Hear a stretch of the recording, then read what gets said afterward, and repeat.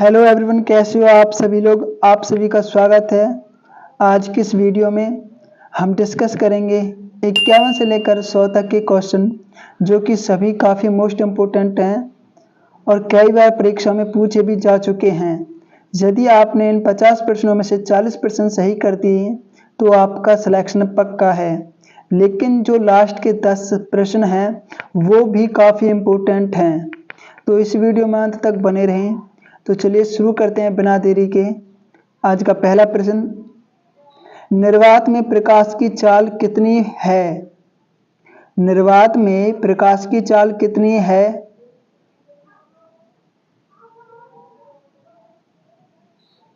Option C हो जाएगा 3 गुना 10 की पावर 8 मीटर पर सेकंड निर्वात में प्रकाश की चाल है। तो सही जवाब ऑप्शन सी हो जाएगा, बिल्कुल राइट। 3 गुना 10 की पावर 8 पर मीटर पर सेकंड निर्वात में प्रकाश की चाल है। काफ़ी मोस्ट इम्पोर्टेंट प्रश्न। चलिए अगले प्रश्न की तरफ चलते हैं। ये सभी प्रश्न मोस्ट इम्पोर्टेंट हैं। प्रश्न नंबर 52, विद्युत धारा की एसआई इकाई क्या है? Option A volt, option B ohm, option C ampere, option D watt. इसका सही जवाब हो जाएगा option C ampere. Option C ampere बिल्कुल सही जवाब हो जाएगा इस प्रश्न का। विद्युत धारा की एसआई इकाई क्या है? एम्पियर। काफी मोस्ट इंपोर्टेंट प्रश्न, कई बार परीक्षा में पूछा भी है। अगले प्रश्न की तरफ चलते हैं। प्रश्न नंबर 53, विद्युत शक्ति की एसआई इकाई क्या है? विद्युत शक्ति की एसआई इकाई क्या है? Option A joule, option B watt, option C newton, option D pascal. इसका सही जवाब है ऑप्शन बी वाट। बिल्कुल सही जवाब हो जाएगा ऑप्शन बी वाट जो है विद्युत शक्ति की एसआई इकाई है। काफी मोस्ट इंपोर्टेंट प्रश्न है आपकी परीक्षा के लिए। चलिए अगले प्रश्न की तरफ। प्रश्न नंबर 54, प्रतिरोध की एसआई इकाई क्या है? प्रतिरोध की एसआई इकाई क्या है? Option A ohm, option B volt, option C ampere, option D coulomb. तो इस प्रश्न का सही और सटीक जवाब हो जाएगा आपका ऑप्शन ए ओम जो है विद्युत प्रतिरोध की एसआई इकाई है। तो सही जवाब ऑप्शन ए हो जाएगा ओम। मोस्ट इंपोर्टेंट प्रश्न है आपकी परीक्षा के लिए। अगला प्रश्न, न्यूटन का प्रथम नियम किससे संबंधित है? न्यूटन का प्रथम नियम किससे संबंधित है? ऑप्शन ए जड़त्व, ऑप्शन बी ऊर्जा, ऑप्शन सी दाब, ऑप्शन डी ताप। सही जवाब हो जाएगा आपका ऑप्शन ए जड़त्व। न्यूटन का जो प्रथम नियम है वो जड़त्व से संबंधित है। काफी मोस्ट इंपोर्टेंट प्रश्न, ऑप्शन ए हो जाएगा बिल्कुल राइट। चलिए अगले प्रश्न की तरफ। प्रश्न नंबर 56, पृथ्वी पर वस्तुओं को नीचे खींचने वाला बल कौन सा होता है? पृथ्वी पर वस्तुओं को नीचे खींचने वाला बल कौन सा होता है? ऑप्शन ए घर्षण, ऑप्शन बी गुरुत्वाकर्षण, ऑप्शन सी चुंबकीय बल, ऑप्शन डी विद्युत बल। तो सही जवाब ऑप्शन बी हो जाएगा गुरुत्वाकर्षण, जिसे हम ग्रेविटेशनल फोर्स कहते हैं। उसी के द्वारा ही ऊपर फेंकी गई वस्तु दुगनी स्पीड से हमारी पृथ्वी खींच लेती है। तो सही जवाब ऑप्शन बी हो जाएगा गुरुत्वाकर्षण। काफी इंपोर्टेंट प्रश्न। प्रश्न नंबर 57, जल का रासायनिक सूत्र क्या है? जल का रासायनिक सूत्र अगर आपको पता हो तो कमेंट में जरूर बताएं। तो सही जवाब हो जाएगा ऑप्शन बी H2O। क्या हो जाएगा? H2O जल का रासायनिक सूत्र हो जाएगा। तो ऑप्शन बी बिल्कुल सही जवाब है। अगले प्रश्न की तरफ चलते हैं। प्रश्न नंबर 58, साधारण नमक का सूत्र क्या है? साधारण नमक का सूत्र क्या है? तो सही जवाब हो जाएगा ऑप्शन बी NaCl, मतलब सोडियम क्लोराइड साधारण नमक का सूत्र है। तो ऑप्शन बी बिल्कुल सही जवाब है इस प्रश्न का, सटीक जवाब हो जाएगा। प्रश्न नंबर 59, अम्ल का पीएच सामान्यतः कितना होता है? जो अम्ल होता है उसका पीएच सामान्यतः कितना होता है? तो सही जवाब हो जाएगा आपका ऑप्शन ए। 7 से कम जितना भी होता है वो अमल होता है, और 7 से ऊपर जितना भी होता है वो आपका क्षार होता है, और जो 7 में होता है, 7 पे होता है वो उदासीन होता है। तो सही जवाब ऑप्शन ए हो जाएगा, बिल्कुल राइट। प्रश्न नंबर 60, लोहे में जंग लगने के लिए मुख्यतः क्या आवश्यक है? तो सही जवाब ऑप्शन बी हो जाएगा, ऑक्सीजन की नमी। क्या जरूरत है? ऑक्सीजन और नमी चाहिए लोहे को जंग लगने के लिए। तो सही जवाब ऑप्शन बी हो जाएगा, बिल्कुल राइट। अगले प्रश्न की तरफ चलते हैं। एलपीजी में मुख्यतः कौन सी गैसें होती हैं? जो एलपीजी गैस के सिलेंडर हम अपने घर पे यूज करते हैं उनमें सामान्यतः कौन सी गैस होती है? तो सही जवाब हो जाएगा आपका ऑप्शन बी, प्रोपेन और ब्यूटेन। कौन सी गैस होती हैं? प्रोपेन और ब्यूटेन गैस होती हैं। तो सही जवाब ऑप्शन बी हो जाएगा, बिल्कुल राइट। काफी इंपॉर्टेंट प्रश्न। अगला प्रश्न नंबर 62, ओजोन का रासायनिक सूत्र क्या है? जो ओजोन परत है उसका रासायनिक सूत्र क्या है? तो सही जवाब हो जाएगा ऑप्शन सी, O3। क्या है? ऑप्शन सी, O3 जो है ओजोन का रासायनिक सूत्र है। इंपोर्टेंट प्रश्न। अगला प्रश्न, सबसे हल्की गैस कौन सी है? तो सबसे हल्की गैस कौन सी है? Option A oxygen, option B hydrogen, option C helium, option D nitrogen. तो सही जवाब हो जाएगा ऑप्शन बी, हाइड्रोजन। हाइड्रोजन सबसे हल्की गैस है। तो ऑप्शन बी बिल्कुल सही जवाब है, हाइड्रोजन। अगला प्रश्न, कमरे के तापमान पर द्रव धातु कौन सी है? कमरे के तापमान पर जो द्रव धातु है वह कौन सी है? ऑप्शन ए लोहा, ऑप्शन बी तांबा, ऑप्शन सी पारा, ऑप्शन डी एल्युमिनियम। सही जवाब बताएं। तो सही जवाब है ऑप्शन सी, पारा। पारा एक ऐसी धातु है जो कमरे के तापमान पर द्रव अवस्था में रहती है। तो ऑप्शन सी बिल्कुल सही जवाब है। मोस्ट इंपोर्टेंट प्रश्न। अगला प्रश्न, अम्ल और क्षार की अभिक्रिया को क्या कहते हैं? ऑप्शन ए अपचयन, ऑप्शन बी उदासीनीकरण, ऑप्शन सी विस्थापन, ऑप्शन डी ऑक्सीकरण। जवाब बताइए।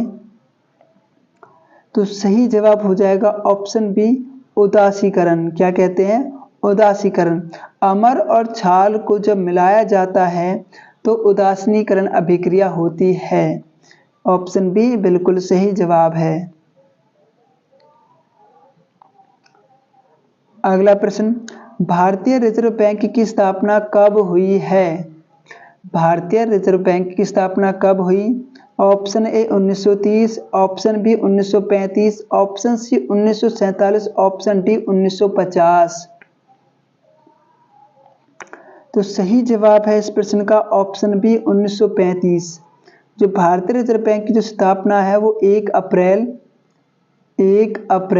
1935 को हुई थी। कब हुई थी? 1935 को हुई थी। जो काफी इंपोर्टेंट प्रश्न है, कई बार परीक्षा में पूछा भी जा चुका है।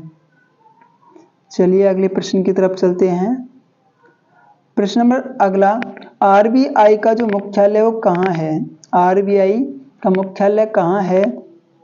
Option A Nai Delhi, option B Mumbai, option C Chennai, option D Kolkata. तो सही जवाब बताएं।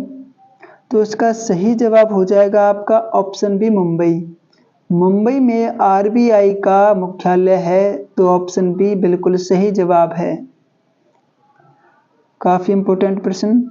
अगला प्रश्न, भारत की मुद्रा जारी करने का अधिकार मुख्यतः किसके पास है?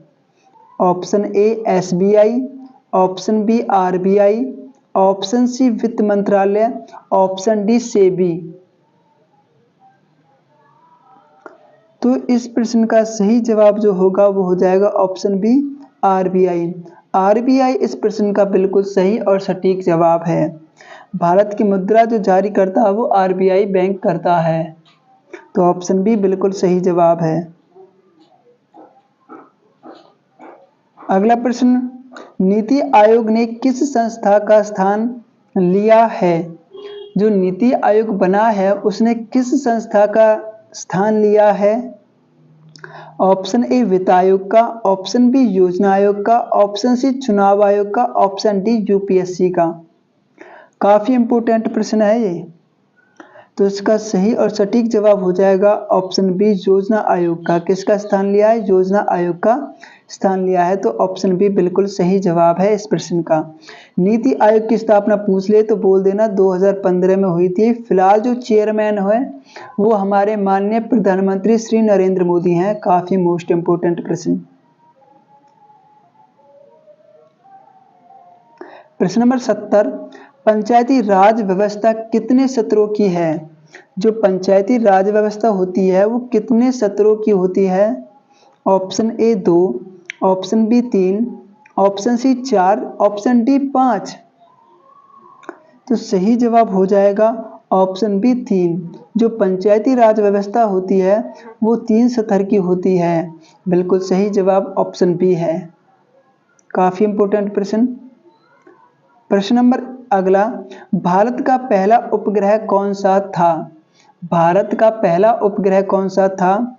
Option A Rohini, option B Aryabhatta, option C Bhaskar, option D INSAT A1।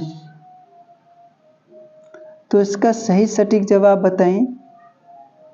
तो सही जवाब हो जाएगा इसका ऑप्शन बी आर्यभट्ट। आर्यभट्ट भारत का पहला उपग्रह था जो कि काफी सफलता हासिल की थी भारत ने। तो ऑप्शन बी आर्यभट्ट बिल्कुल सही जवाब है इस प्रश्न का। चलिए अगले प्रश्न की तरफ। अगला प्रश्न, इसरो का मुख्यालय कहाँ है? इसरो का मुख्यालय कहाँ है? Option A Hyderabad, option B Bengaluru, option C Chennai, option D Pune. तो इसरो का मुख्यालय इनमें से कहाँ पर है? तो सही जवाब हो जाएगा आपका ऑप्शन बी बेंगलुरु। बेंगलुरु में इसरो का मुख्यालय है। तो ऑप्शन बी बिल्कुल सही जवाब है। इसरो की जो स्थापना हुई थी वो हुई थी 1959 को इसरो की स्थापना हुई थी। चलिए अगले प्रश्न की तरफ चलते हैं। काफी इंपोर्टेंट प्रश्न कर रहे हैं हम आज, अंत तक बने रहें। अगला प्रश्न, भारत का पहला परमाणु परीक्षण कहाँ हुआ था? भारत का पहला परमाणु परीक्षण कहाँ हुआ था? Option A Pokhran, option B Sriharikota, option C Kalpakkam, option D Tarapur. इन क्वेश्चनों का उत्तर बताएं। तो सही जवाब हो जाएगा इस प्रश्न का ऑप्शन ए पोखरण। भारत का जो पहला परमाणु परीक्षण हुआ था वो पोखरण गुजरात में हुआ था। तो ऑप्शन ए बिल्कुल सही जवाब है इस प्रश्न का। मोस्ट इंपोर्टेंट प्रश्न। अगला प्रश्न, जय जवान जय किसान का नारा किसने दिया? जय जवान जय किसान का नारा किसने दिया? ऑप्शन है आपका Jawaharlal Nehru, option B Lal Bahadur Shastri, option C Indira Gandhi, option D Sardar Patel. तो जय जवान जय किसान का नारा किसने दिया बताइए? सही जवाब हो जाएगा ऑप्शन बी लाल बहादुर शास्त्री। लाल बहादुर शास्त्री जी ने जय जवान जय किसान का नारा दिया। तो ऑप्शन बी लाल बहादुर शास्त्री बिल्कुल सही जवाब है। मोस्ट इंपोर्टेंट प्रश्न। प्रश्न नंबर अगला, वंदे मातरम के रचयिता कौन है? वंदे मातरम जो गीत है उसके रचयिता कौन है? आपके ऑप्शन इस प्रकार हैं। A Rabindranath Tagore, option B Bankim Chandra Chattopadhyay, option C Bharatendu Harishchandra, option D Premchand. तो सही जवाब हो जाएगा आपका ऑप्शन बी बंकिम चंद्र चट्टोपाध्याय वंदे मातरम गीत के रचयिता हैं। तो ऑप्शन बी बिल्कुल सही जवाब हो जाएगा इस प्रश्न का। मोस्ट इंपोर्टेंट प्रश्न, सेलेक्टिव प्रश्न है ये। आज की वीडियो काफी शानदार है भाई।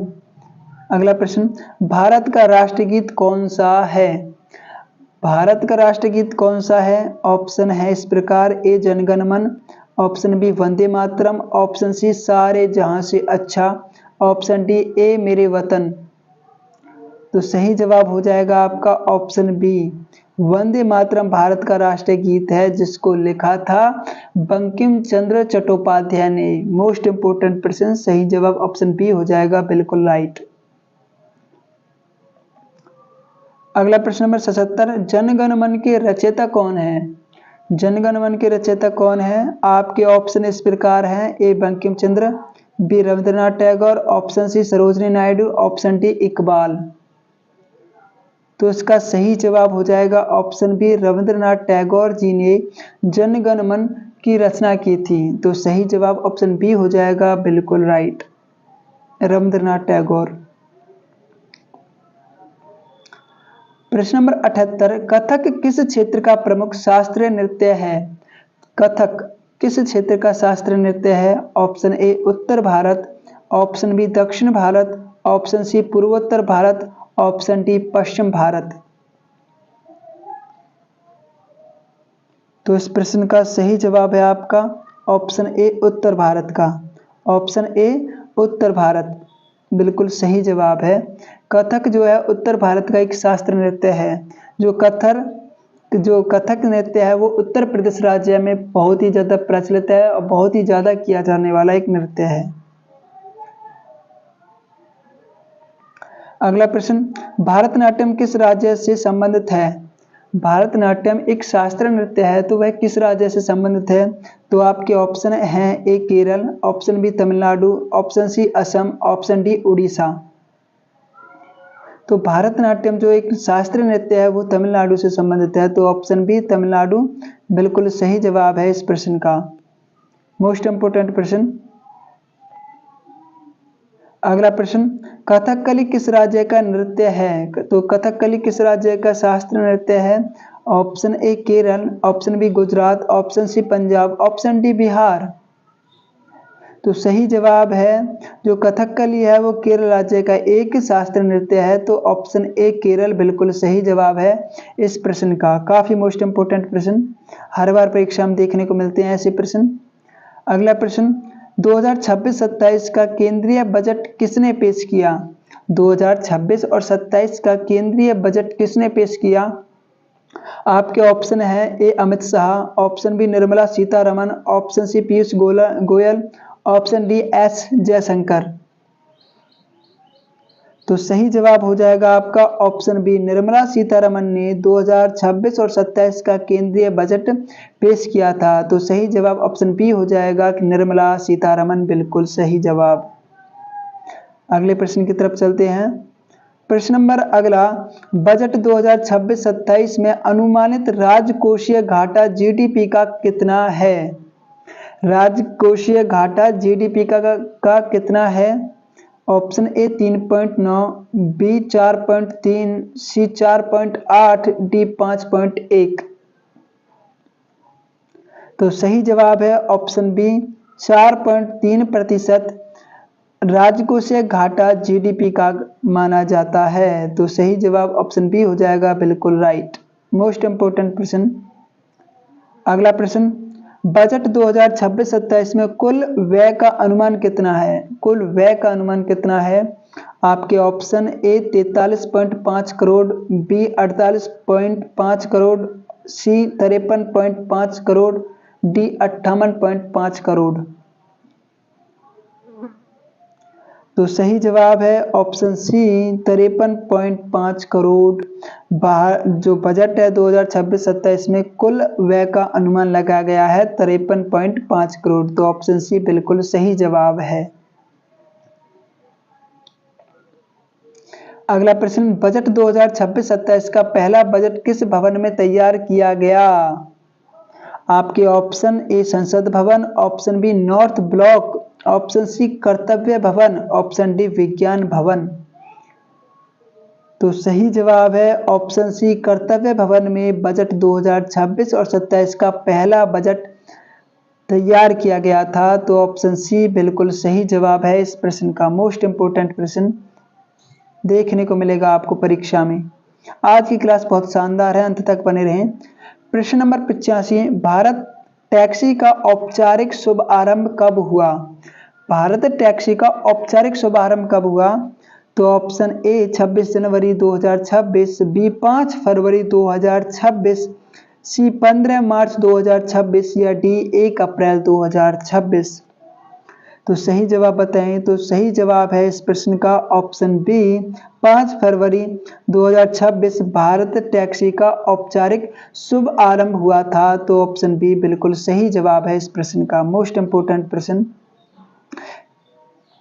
अगला प्रश्न, भारत टैक्सी किस प्रकार का प्लेटफॉर्म है? जो भारत टैक्सी है वो किस प्रकार का प्लेटफॉर्म है? तो इसका सही और सटीक जवाब है ऑप्शन बी सरकारी। कैसा है? सहकारी राइड हेलिंग है। कैसा है? ऑप्शन बी सहकारी राइड हेलिंग प्रकार का प्लेटफॉर्म है। ऑप्शन बी बिल्कुल सही जवाब है। अगला प्रश्न, भारत टैक्सी में ड्राइवरों को किस नाम से संबोधित किया जाता है? भारत में टैक्सी ड्राइवरों को किस नाम से बुलाया जाता है? तो ऑप्शन है ए साथी, बी सारथी, सी सहयोगी, डी चालक मित्र।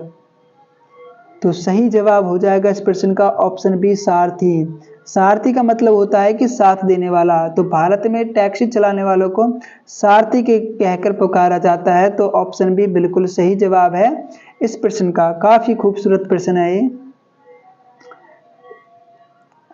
अगला प्रश्न, भारत टैक्सी किस अधिनियम के तहत पंजीकृत है? जो भारत में टैक्सी है वो किस अधिनियम के तहत पंजीकृत है? तो आपके ऑप्शन है ए कंपनी अधिनियम 2013, बी सहकारी समिति अधिनियम 1912, C multi state cooperative society act 2002, D motor वाहन अधिनियम 1988। तो इसका सही जवाब हो जाएगा आपका option C multi state cooperative society act 2002 के तहत भारत टैक्सी अधिनियम को पंजीकृत किया गया था। तो ऑप्शन सी बिल्कुल सही जवाब है इस प्रश्न का। काफी इंपोर्टेंट प्रश्न। अगले प्रश्न की तरफ चलते हैं। तो 2026 में नेशनल स्कॉलरशिप पोर्टल पर शैक्षणिक सत्र 2026-27 के आवेदन कब शुरू हुए? नेशनल स्कॉलरशिप पोर्टल पर शैक्षणिक सत्र 2026-27 के आवेदन कब शुरू हुए? ऑप्शन ए 1 अप्रैल, बी 1 मई, सी 1 जून, डी 1 जुलाई। तो सही जवाब है इस प्रश्न का ऑप्शन सी 1 जून को शुरू हुए थे। काफी खूबसूरत प्रश्न। ऑप्शन सी 1 जून बिल्कुल सही जवाब है इस प्रश्न का। अगले प्रश्न की तरफ चलते हैं। अगला प्रश्न, प्री मैट्रिक आवेदन की 2026 अंतिम तिथि क्या बताई गई है? प्री मैट्रिक आवेदन की 2026 अंतिम तिथि क्या बताई गई है? तो सही जवाब ऑप्शन सी हो जाएगा 31 अगस्त। क्या बताई गई है? 31 अगस्त बताई गई है। ऑप्शन सी बिल्कुल सही जवाब है इस प्रश्न का। अगले प्रश्न की तरफ चलते हैं। अगला प्रश्न, पोस्ट मैट्रिक आवेदन 2026 की अंतिम तिथि क्या बताई गई है? तो अंतिम तिथि जो बताई गई है वो बताई गई है 31 अक्टूबर। तो ऑप्शन बी बिल्कुल सही जवाब है इस प्रश्न का 31 अक्टूबर। मोस्ट इंपोर्टेंट प्रश्न। अगला प्रश्न नंबर 52, 2026 में हरियाली अमावस्या पर किस अभियान के तहत पौधारोपण किया गया था? 2026 में जो हरियाली अमावस्या पर किस अभियान के तहत पौधारोपण किया गया? तो ऑप्शन बी हो जाएगा वृक्ष मित्र परिवार पहल के तहत। वृक्ष मित्र परिवार पहल के तहत। तो ऑप्शन बी बिल्कुल सही जवाब है इस प्रश्न का। ऑप्शन बी बिल्कुल सही सटीक जवाब है इस प्रश्न का। चलिए अगले प्रश्न की तरफ चलते हैं। अगला प्रश्न, अगस्त 2026 में CBDC आधारित DBT किस शहर में शुरू किया गया है? DBT किस शहर में शुरू किया गया है? तो ऑप्शन बी हो जाएगा चंडीगढ़। बिल्कुल सही जवाब। चंडीगढ़ में DBT शुरू किया गया है। तो ऑप्शन बी चंडीगढ़ बिल्कुल सही जवाब है इस प्रश्न का।